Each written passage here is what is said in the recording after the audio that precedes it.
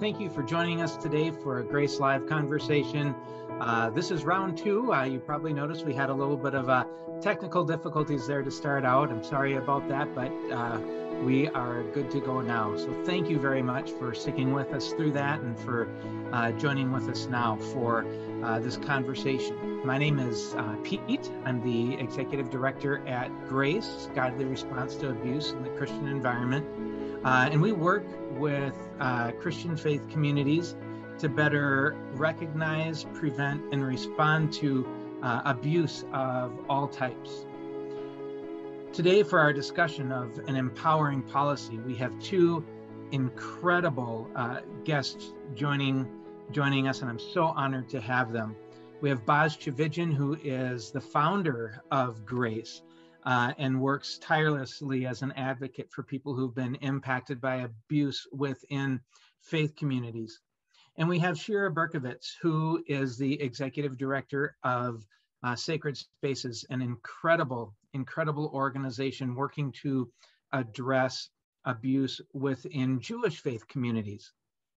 So we are very excited to have both of you joining us today. Before we jump into our discussion, I did want to mention just a couple of things to give everybody a heads up that coming up in October, we have our fall fundraising event where we're really going to be focusing on making some of the services that Grace provides available to churches who, for whatever reason, whether it's because they're a really small congregation, most churches in the United States are very small congregations, or because simply a lack of funds, typically might not be able to afford some of the things that Grace can do. We're going to try and make some scholarships available so that it'd be easier for them to access some of those services. So that's coming up this fall. And we've got a few events that are going to be occurring with that. On October 21st, I'll be doing a Facebook Live conversation, A Pathway to Hope, that talks about why we do this work and the hope that we have that we're actually doing something that can make a difference, for survivors, and that can make a difference for our faith communities. On October 28th, some of you know of Rachel Den Hollander, who is an incredible advocate and survivor, and she will be doing our keynote speech on October 28th. So you won't want to miss that. That'll be also through Facebook Live. And then on November 4th, Boz and the board of Grace will be doing a conversation on why every church matters as we look at addressing abuse in faith communities. So we hope that you'll be able to join us during those events for our fall fundraising campaign. And now let's jump into the conversation. One of the reasons that Boz and Shira are our guests on this topic today are because they wrote this incredible book, The Child Safeguarding Policy Guide. This book is unbelievable in equipping faith communities to understand what things they need to make sure they're addressing in their policies, how to have those policies in place, because those policies really do equip and empower faith communities to be able to recognize, prevent, and respond to abuse that happens within our communities.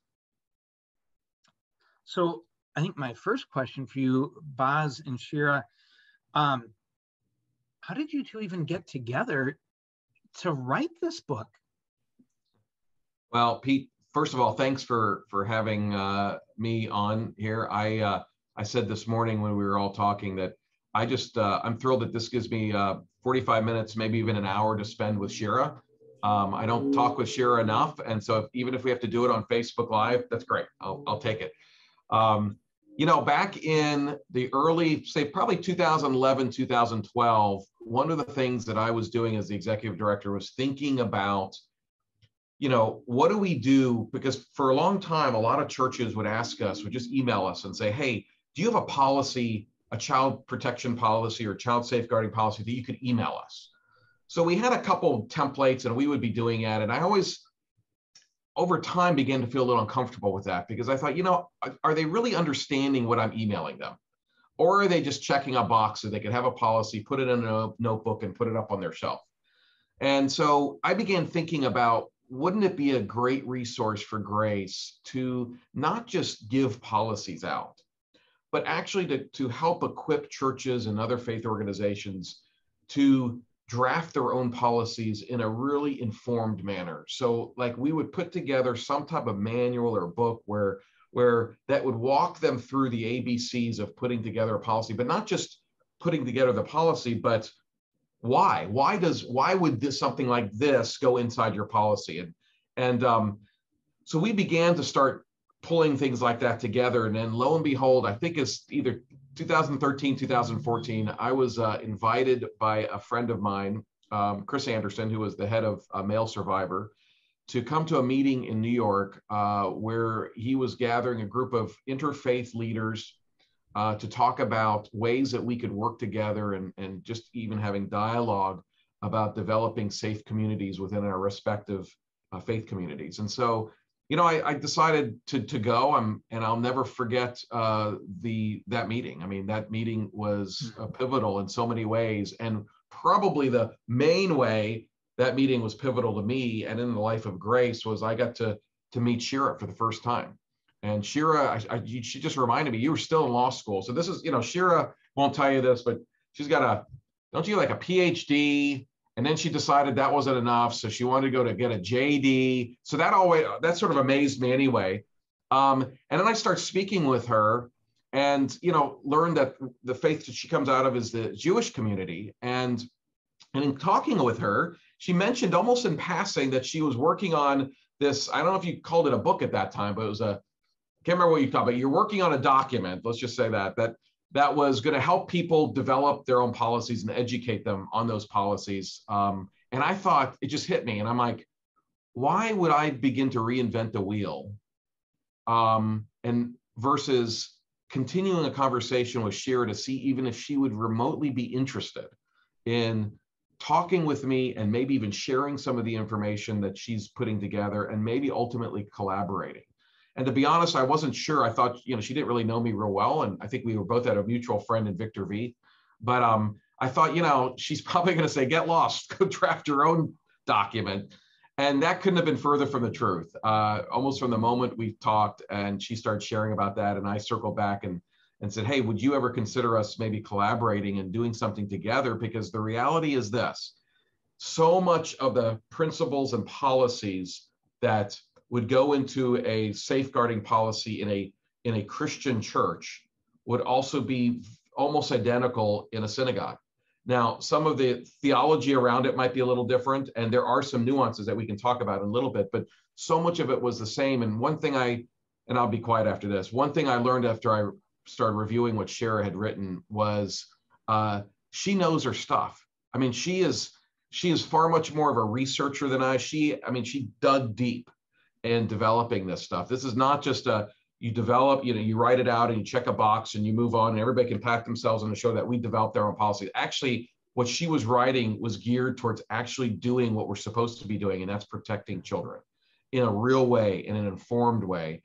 And so, long story, very long story, very short, not too short actually, that's how we met. And we began working and collaborating on putting that book together. Ultimately, it came out, I don't know how many years ago. And at least in the world of Grace, I have received so many emails from pastors and just members of congregations thanking us for giving them a resource that helped them learn as they develop their own policies.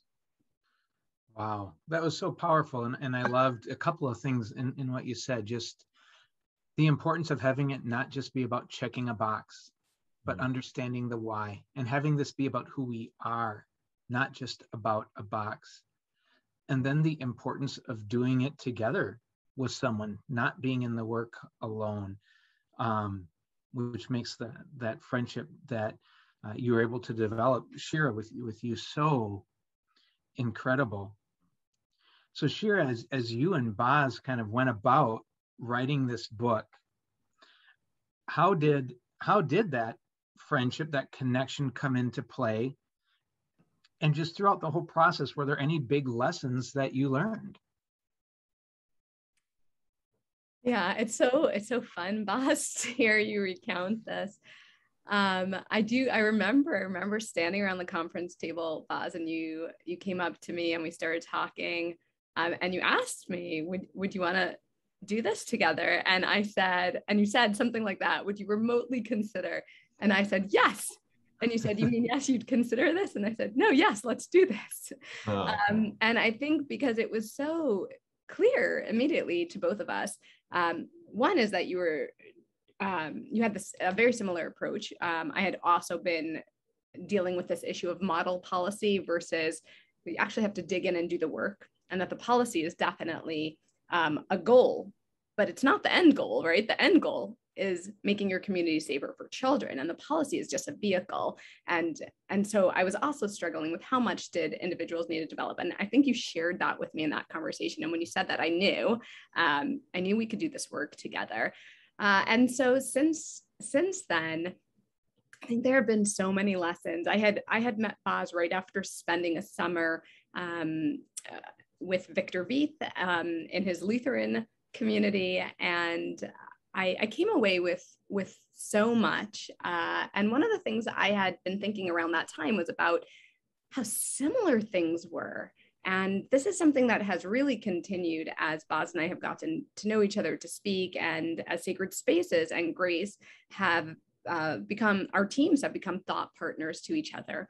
And, in the very beginning, I'd think like, my goodness, you can switch the term pastor for rabbi, church for mosque, for synagogue. You're just dealing with the same things. And so I think sometimes Grace is further ahead in their development than Sacred Spaces, and sometimes Sacred Spaces is a little bit further ahead. And it's been really great to grow our organization kind of right alongside yours, because, we could each do this work alone, but together, we're expediting the work for the field, for faith communities, and we're so much stronger. And I love building upon the lessons you've learned and so generously shared with us. I really feel as though Boz has provided us with incredible guidance in dealing with complex ethical issues. And then as Grace has grown, the entire Grace team has become very integral partners to Sacred Spaces. And every time we think about something new, we think about it in partnership with you. And I'd say one more thing, which is I do think our collaboration is a model of what it can look like when safeguarding children unites. And it's a model not just for anti-abuse organizations, but for communities themselves. Too often, abuse rips communities apart. And I think safeguarding work can bring people together across denominations, historic divides, even religions. We have to remember that abuse is not a Jewish problem. It's not a Christian problem. It's not a Muslim problem. It's a human problem. And when we join our hearts, our souls, and an unflinching commitment, well, I really believe together we can change the world. Yeah. Well, I just, real quick to follow up, part of that is what has been so inspiring to me about this relationship. And it touches on what you just said. And that is, we live in a day and age where there's so much polarization on differences. And, I think we were thinking back then, probably not as advanced as we are now in thinking through this, but I'm like, what if people from different walks of life, different faiths, if there's one thing that we can all come together on and championing together, it's protecting God's little ones. And that's what's happened. And, it gives me hope even in the world we live in today. It's like, we could do this. And we didn't just, and the neat thing about it is we didn't just come together on that. Ultimately, we became close friends and relationship build. And Shira stayed in our house, and she's been to Victor's place. And you were a place for my daughter to stay when she came to New York years ago. I mean, to me, it's been so inspiring to see that at work, that where we started off saying, yeah, we have the common thread of protecting kids.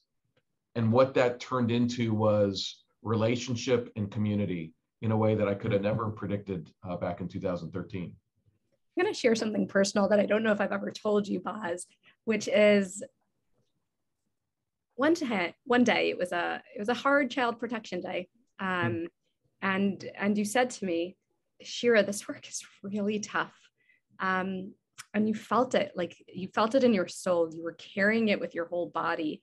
And you shared it with me. You gave me the gift of holding it a little bit with you. And I remember feeling after that moment, this work is so heavy. And sometimes, and here's the personal part, when I do this work, it can disrupt my faith, right? It shakes my foundation, because it's really hard when you see people who are your leaders, who are representing everything that is holy.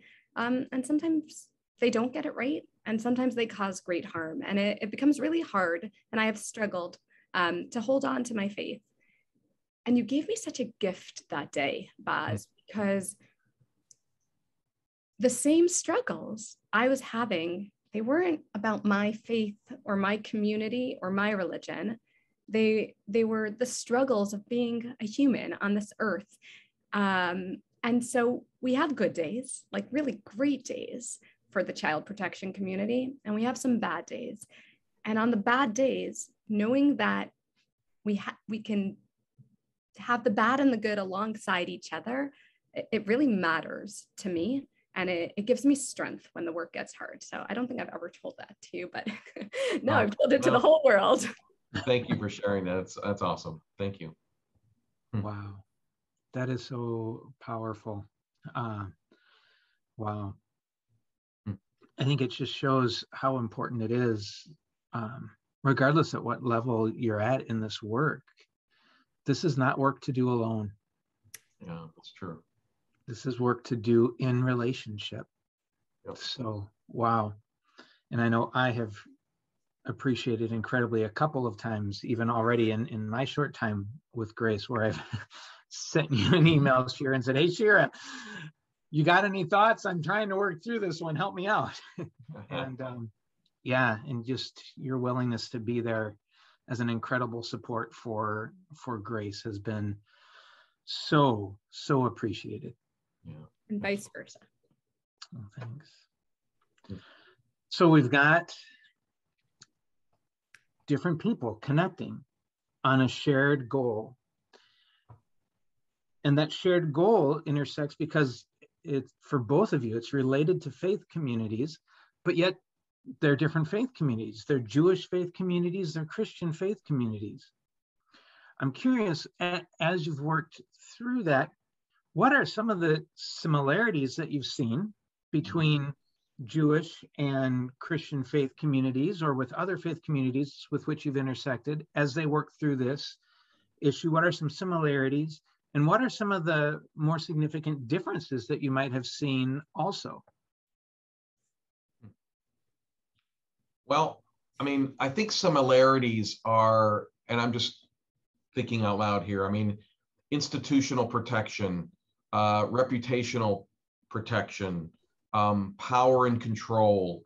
I think those types of issues we see, there's no boundary to those. I mean, it doesn't matter what faith, even non-faith institutions, you have those issues that are really central to so much of what we do. I mean, abuse begins with a differential of power, and whether it's the abuse of children, or as I see in a lot of my work now, adult clergy abuse, it is exploiting that position of power over somebody more vulnerable. And I think that goes across the board. I think some of the differences can be the rationale for the abuse or for minimizing the abuse. So for example, in the Christian faith, you know, some of the key theological components of the Christian faith are terms like mercy and grace. And how oftentimes we at Grace come into conflict with churches and Christian organizations or particular individuals who are taking those terms of mercy and grace and distorting them in order to minimize abuse within their community, excuse it, or what we call sort of cheap forgiveness with regard to an offender. And those are real struggles for us, because what you have to do is, before people will even begin to understand what you're talking about when it comes to protection, you got to dive into a little bit into theology and say the terms like grace and mercy. So when you take an offender and say, for example, you're not allowed to come to Sunday morning service, and you get somebody in leadership going, well, are we not a Christian organization anymore? Where's our mercy? Where's our forgiveness? Aren't we supposed to be demonstrating the grace that God gave us to somebody just like this? Well, if you don't have an answer for that and you don't know how to respond in a theologically substantive way, they'll stop listening, and they will grab onto their toxic, distorted belief and hold on to it more than ever. So I think that's one of the differences. I don't know, and I'll let Shira deal with the Jewish community. I don't know if they struggle with those same sort of theological components, or maybe some others. Yeah, I think it's really interesting because I think a lot of the dynamics or the psychological factors at play will see the same things, but they'll manifest under different theological constructs, right? And so a big one that we deal with, especially around this time of year with Rosh Hashanah and Yom Kippur approaching, is repentance, or in Hebrew it's called tshuva, and this concept that there's a real recipe for tshuva, for repentance, and these are the elements. And if you repent, then you should be cleansed from your sins and welcome back. And so the question is, what does real repentance look like? And the problem, of course, is that God is the judge of whether repentance is truly sincere and not human beings. And so it puts us in a difficult position to be able to determine. And so I've written and thought about this, but briefly, I'd say repentance is not the same thing as whether or not somebody is safe, right? And so a person could have repented, and we can find healthy, safe ways to welcome them into our community without jeopardizing the safety of children. And so that's a brief soundbite, but those are some of the concepts that we struggle with. Others would be about gossip or slander, or the prohibition against that, or the commandment to judge another person favorably. So all of these values are in tension when you're faced with a concern of sexual abuse. And so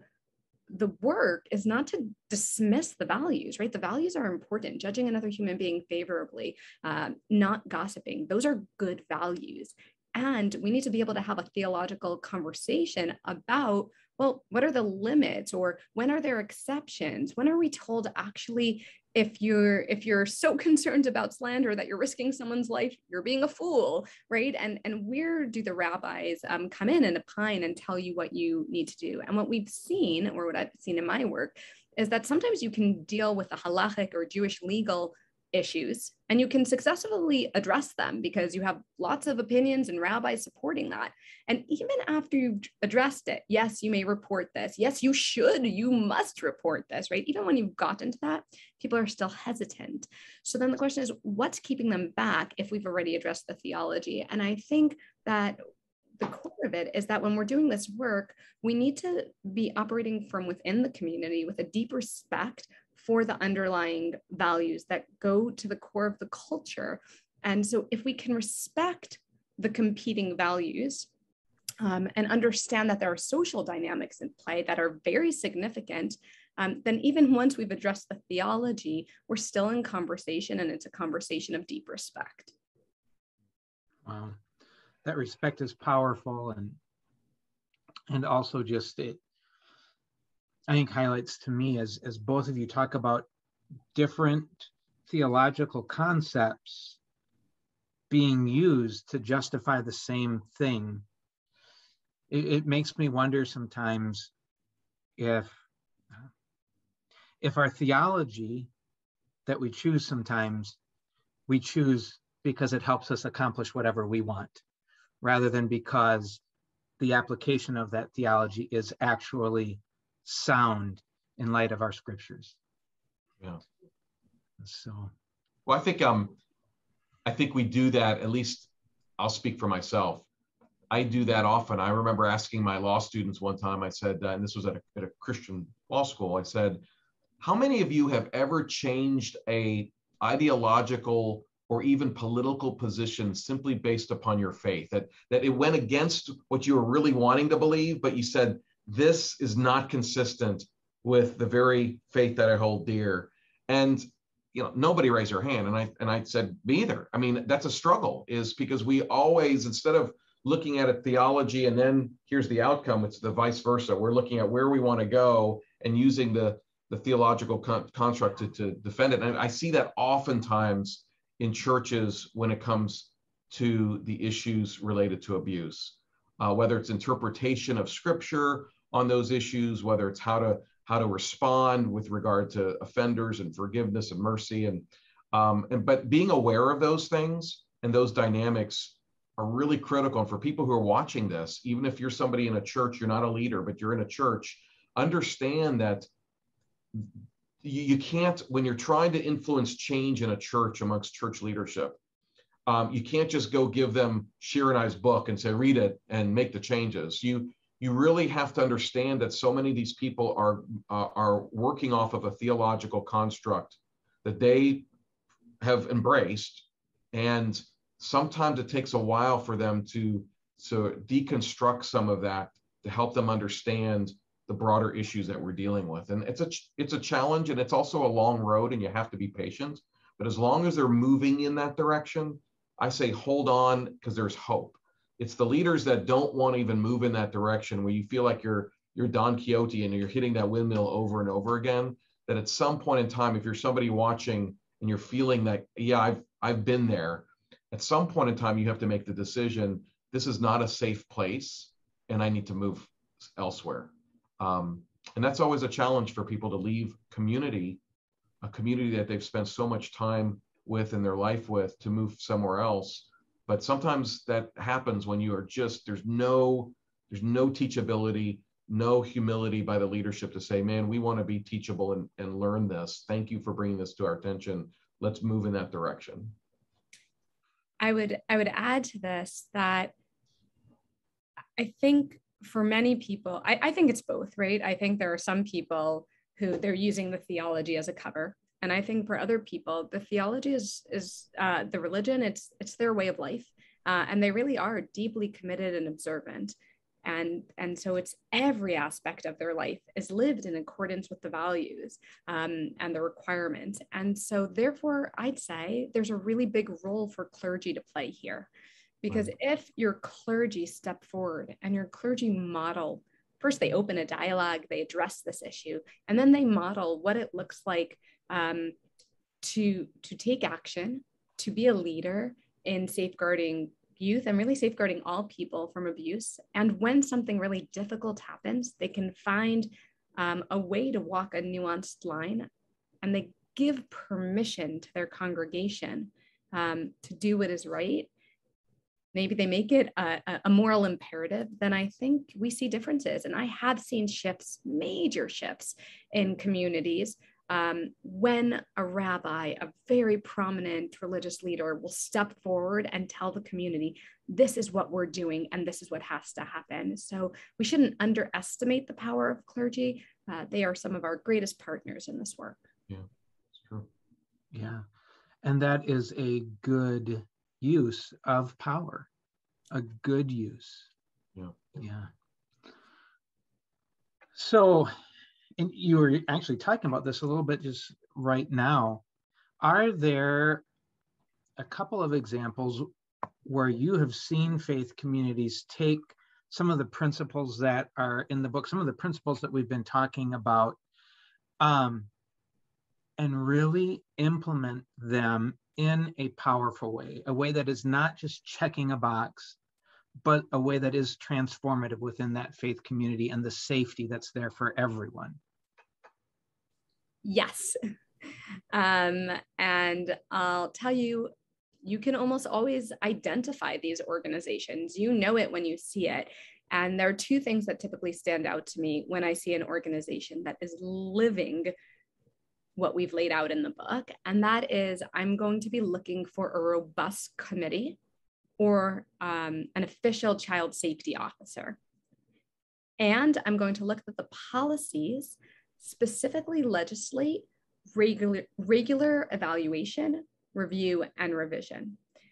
It's not that I don't want to see a lot of other things, but when I see those two things, what I know is this is not just something that was a one-time effort, but rather they've got people who are dedicated to overseeing this issue in perpetuity, and they're not going to say we did the work once and now we're done, but rather they are mandating in their policy that they need to continuously work on that. So if I see those two factors, it's almost always an indicator to me that something is going right. In recent years, I've begun tracking to kind of look, like it's very clear to me what are the factors at play when an organization gets it wrong. But I've wanted to see what are the factors at play when an organization gets it right. And I've identified 3 factors that seem to make a difference in their handling. One is that there's a champion in the organization. So this could be the committee, this could be the child safety officer, this could be a parent, this could be clergy, it could really be anybody, but somebody has said, I am not putting this issue down. I am not going to sleep at night. I will not rest until I see that our organization has taken serious steps. The second is humility. So it's knowing what you don't know, right? It's like you've got a leak in the roof of your main sanctuary. Your pastor, your imam, your rabbi, they're not fixing the leak themselves because it's my sanctuary, right? They're calling a roofer.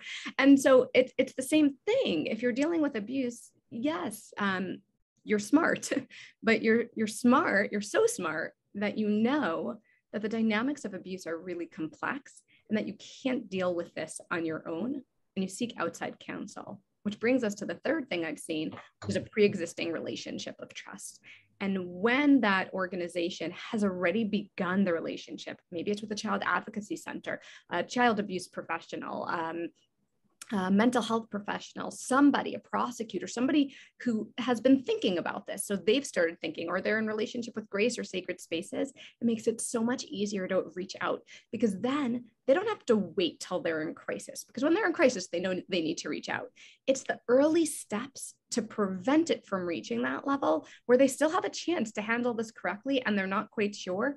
If they're in relationship, they'll call sooner and they'll say, hey, something happened that seems a little strange. Could we get your guidance on it? And from the get-go, we're just intervening at a much earlier place, and we can prevent a lot of institutional mishandling that way. I love how you highlighted the number one thing that you listed was that champion. And so many people that are listening today, or that might be hearing the recording of this, might be the champion and might be wondering, is my voice really making a difference? And then just to hear you say that that is one of the central key things that is necessary if a faith community is to get this right. I think that's just so powerful, that voice is not lost, that having that champion, that whoever you are, if you are that champion, what a powerful difference that can make. That's just, wow, that's huge.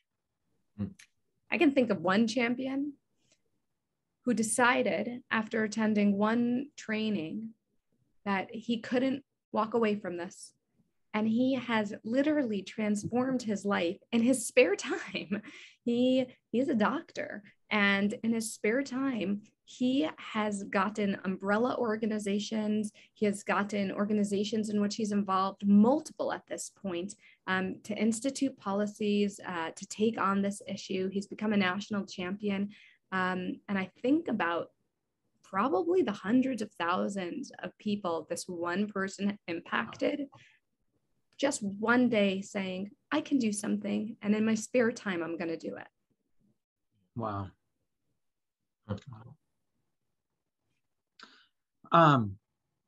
So that gives us kind of a little bit of a background of the journey that the two of you have taken as you wrote the book and worked with some organizations to really start trying to implement not just the check boxes, but the organizational culture, the culture of those faith communities that prioritizes safety, that prioritizes this accountability.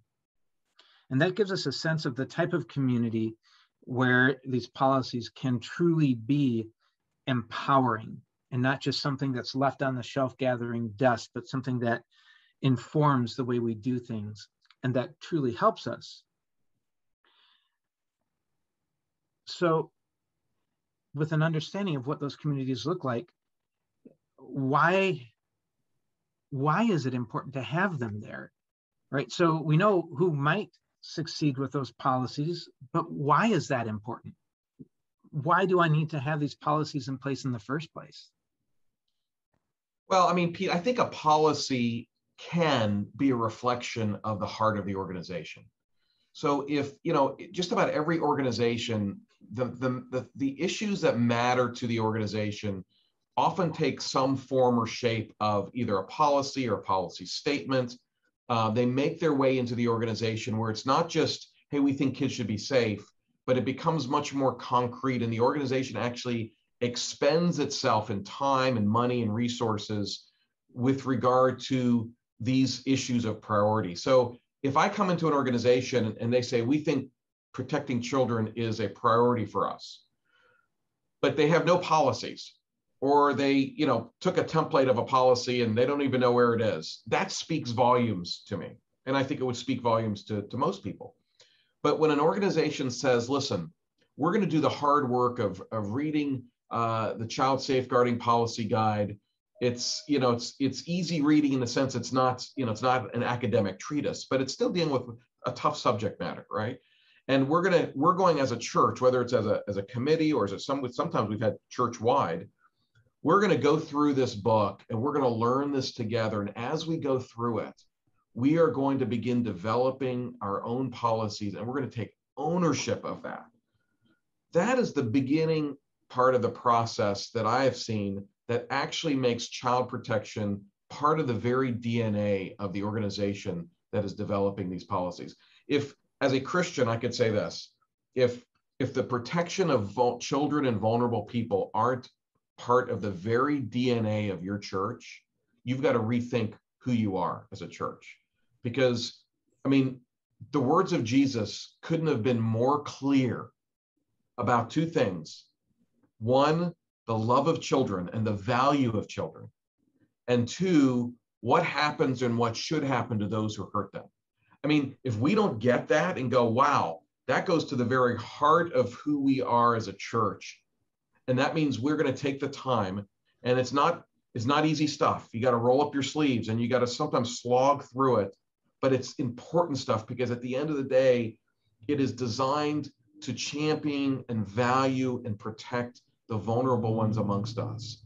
And so I think having a policy, a good policy, one that a church has taken time, or any faith community has taken time to develop with the advice and counsel of people who are experts in the field, once you have that, now you've built in, that sort of becomes an aspect of the foundation of who you are, and you can build from that. I think a good policy is always being reviewed and tweaked and improved on based on, how it's worked in the past, based on more information that we're getting with regard to the very issues the policy addresses. But I also think one thing that I think policies, and sometimes leaders don't see this, a leader who's thinking through this would realize that a good, thorough policy actually makes their job easier. Because oftentimes a policy provides consistency and creates a level playing field when we are addressing issues of protection and response. So rather than, it's one thing, I share this story sometimes with people where, if you're in a church and the janitor of the church that was hired 3 days ago is accused of abusing a child, well, everybody in the church are like, oh, he needs to be fired and let's report him to the police. And they sound so, if you just walked in, you're like, man, this is a great church.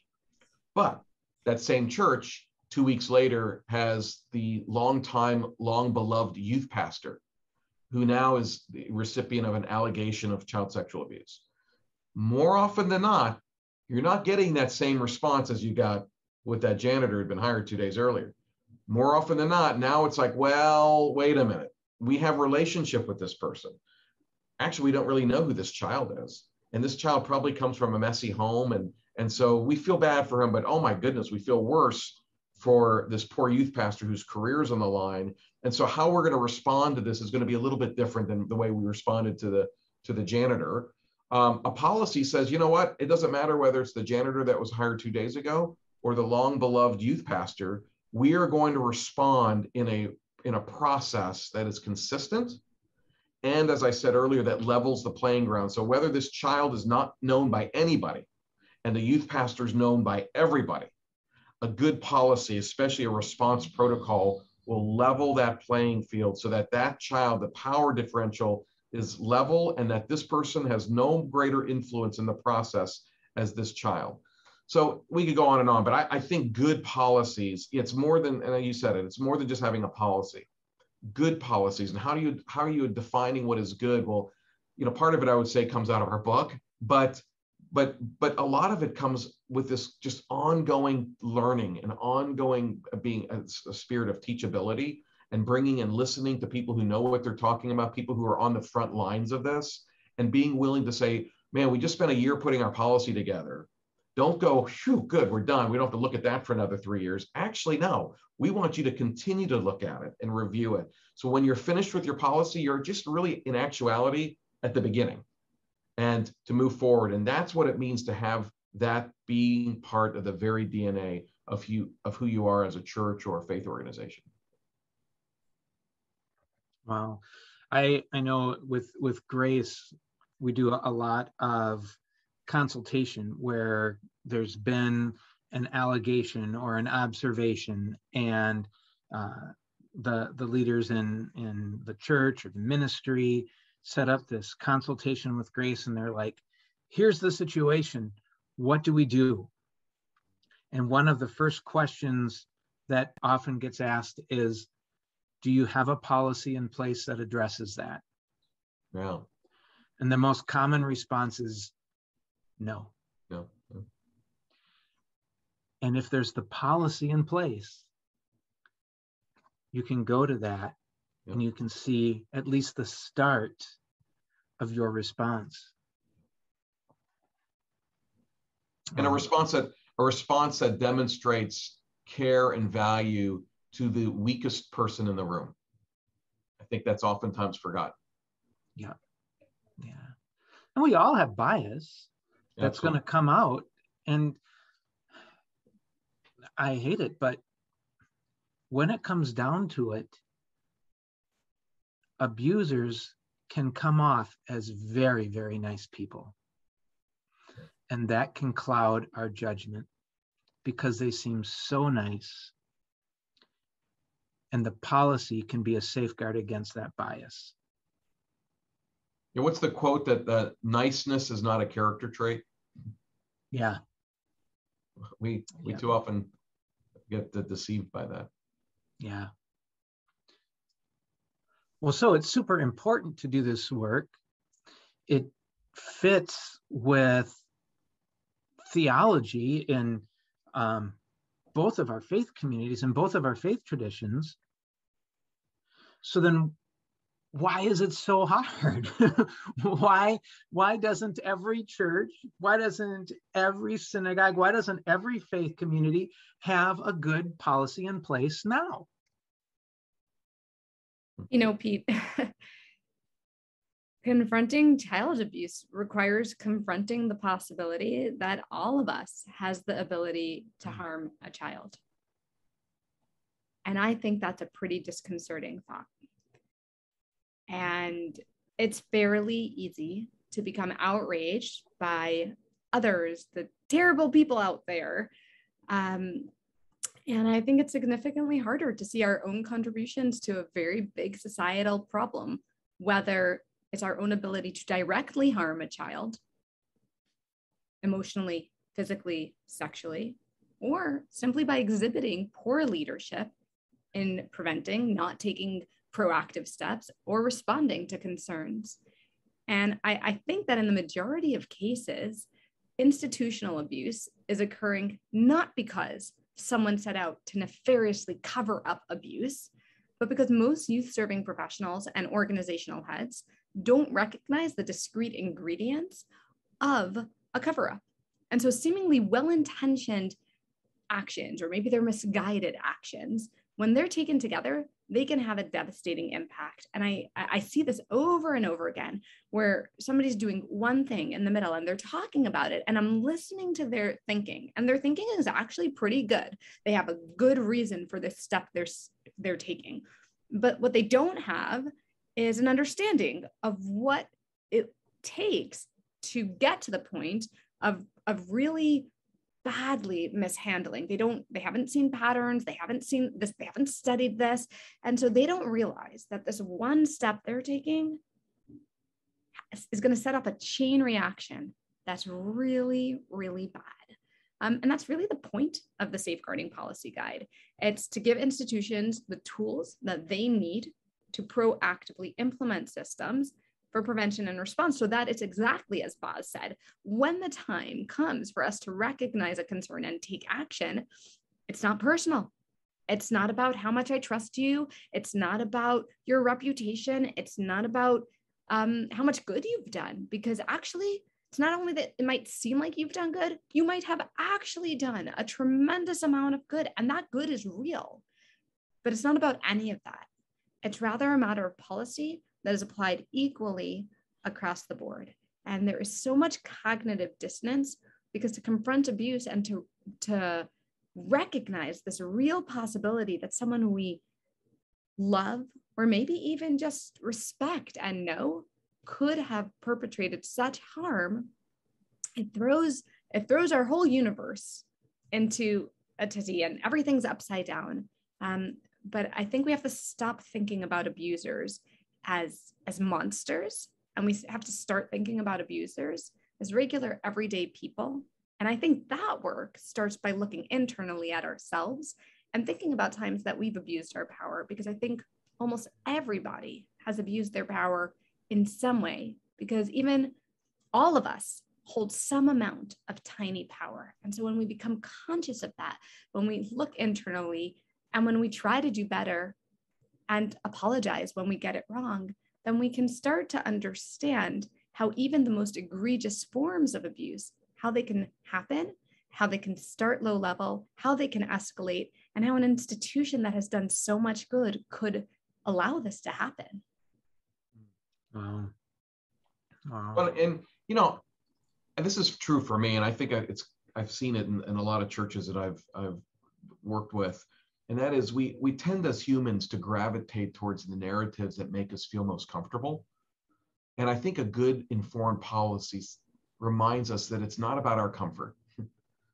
It's about truth, and it's about protecting the vulnerable and the ones who have stepped forward. And it's too easy to get wrapped up into, but this narrative, I like this narrative. It's not as, it just, in inside the church, this just makes me feel a little bit more comfortable, even if I have to choose between the better of the two. And a good policy is reminding us over and over again, it's not about that. It's not about your comfort, because we're all about comfort, right? Even inside faith community, we want to be comfortable. Even when something bad happens, we want to sort of make it a little less bad than what it might have actually been, because it makes us feel uncomfortable, because that shouldn't exist in this type of community. So how can we reshift the narratives to make it not as bad? And that does a lot of damage to wounded people who are already suffering in silence. And Boz, you talked about this earlier, about the idea of a policy making things easier. I really see a policy as a gift to an institution. Too often institutions or communities, they split over, was this nefarious intent, or was this just poor judgment? And everybody's asking that question. The thing is, you can't get inside another person's head. And so you may never know the answer to that question. And it's the wrong question.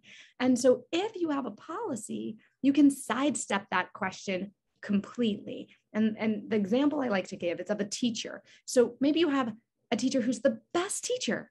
They are just fantastic, but they come late to their class. It's a 45-minute session. They come 25 minutes late every day.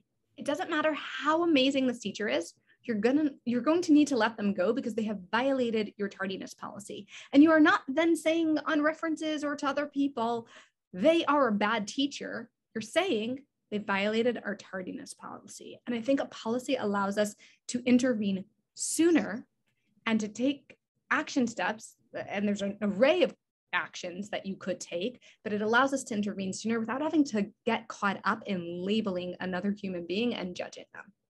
Yeah, that's a great point. Mm-hmm. And so important, because you talked about the people who are wounded. We can't lose sight of the fact that there are a lot of people who are watching, both inside our faith communities and outside our faith communities, who have been impacted directly by some form of abuse. And they are watching. And how we respond in our faith communities is going to tell them how we might respond to them. Right. We can't lose sight of the fact that almost for certain, at least a quarter, probably a lot more than that, of the people sitting in any faith community are themselves people who have experienced abuse in some form of another. There are a lot of people watching.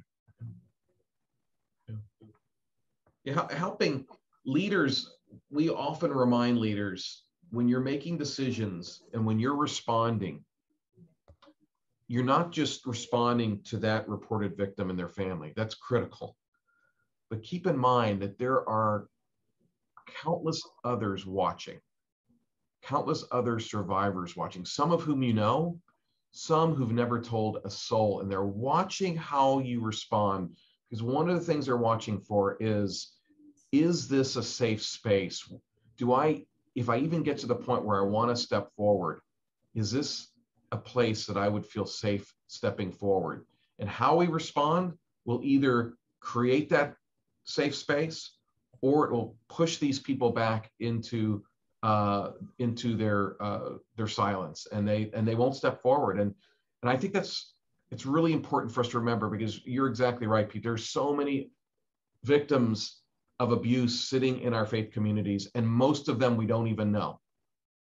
And we have to understand that everything we do, whether it's developing policies, protecting kids, or how we respond, is communicating something very clearly to those survivors. And if we forget that, we're missing out on in my opinion, one of the most important audiences that we can serve in our churches and synagogues. Yeah. We're just about done. Last question. Let's say that I am that champion. Let's say I am willing to take that role in my faith community. What do I do next? How do I help my church or my synagogue or my faith community move in the direction of an empowering policy? I'll give you a tip. And Boz is going to laugh because it's a little ironic for me to give this tip, given that I'm something of a perfectionist. But if the discrepancy between your reality and your vision, where your heart is large, then the journey ahead can feel overwhelming. So don't let perfect be the enemy of the good. Start piecemeal. Pick one or several topics, pick a chapter of the book, say, this is the part of the policy we're going to start with, and just begin. And then create a parking lot, maybe rank order it of what's going to come next for you. And when things come up as you're working on the policy, they just go into the parking lot if they're not on that policy item. And every year, or maybe it's every 6 months, whatever your capacity is, you pick from that parking lot and you either expand your policy section, so you add another topic, or you expand the requirements or the safeguards that you have in place. So for example, let's say you want to put in place screening measures, but you know that you don't have the capacity to put these screening measures in place retroactively. You've got hundreds of volunteers in your church. Okay, so you're going to say, right now, we're going to put this in place for all new hires or all new volunteers that come in. But maybe in a year or two, once the system's in place, it's well-oiled, you know exactly how to use it, maybe then you're ready to look backwards and to say, who's already in our church, who's here? And you're going to start saying, okay, at least for those in youth groups, we're going to put these same screening measures in place. So it's not all or nothing. And don't be afraid to start because you can't do it all at once. And so consistent with that, remember that the goal is never to create the perfect policy all at once and then put it away. We've done the work, we were all in, but rather it's to create this living, breathing document that's going to guide the daily operations, your programming. It's going to shape the very culture of your organization. And to do this, you do need to dream big, but you also need to assess your current reality. So you're not going to create something that's pie in the sky. It has to be realistic and implementable. And you need to remember, which I said earlier, the ultimate goal is not the policy, but a safer community. And to accomplish that, often the process of creating the policy, the healthy deliberations, the learning, the dialogue, focus groups, the sermons, that is just as important, if not more important, than the ultimate result. Well, thank you, Boz and Shira, for being here today and doing this incredibly informative and powerful conversation. I want to encourage all of you to join us again come October for the fall fundraising campaign that we have coming up. Again, starting October 21st through November 11th. On the 21st, we'll be having a Facebook Live group where I'll talk about the pathway to hope. How do we find hope in the middle of this work? On October 28th, Rachel Den Hollander will be doing the keynote address for our fundraising campaign. And on November 4th, Boz and the board will be talking about why every church matters. Thank you again for joining us, and have a good rest of your day. Thank you, Pete. Thank you, Shira. Thank you. Bye, everybody.